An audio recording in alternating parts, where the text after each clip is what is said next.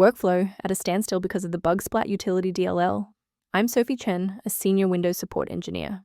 I've mapped out the solution to fix this software conflict for good.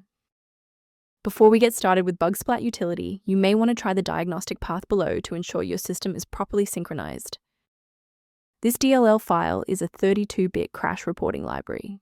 It is used by thousands of applications and games to automatically capture and send error logs to developers when a software crash occurs, assisting in rapid bug identification.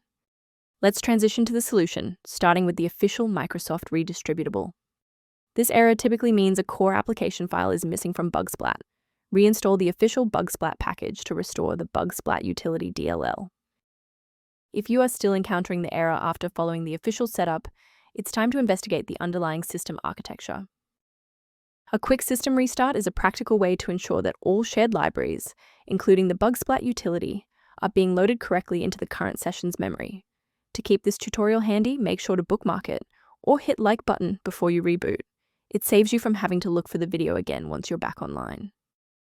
While we've identified the fix, it's vital to discuss how to keep your environment secure from common threats. If you're attempting to install the Bugsplat utility DLL yourself, be aware that manual file placement can lead to severe software conflicts and data corruption. For a comprehensive approach to system health, I recommend incorporating a verified maintenance protocol into your routine. For users interested in automation concepts, the maintenance and repair kit linked below provides background information on managing the Bugsplat utility.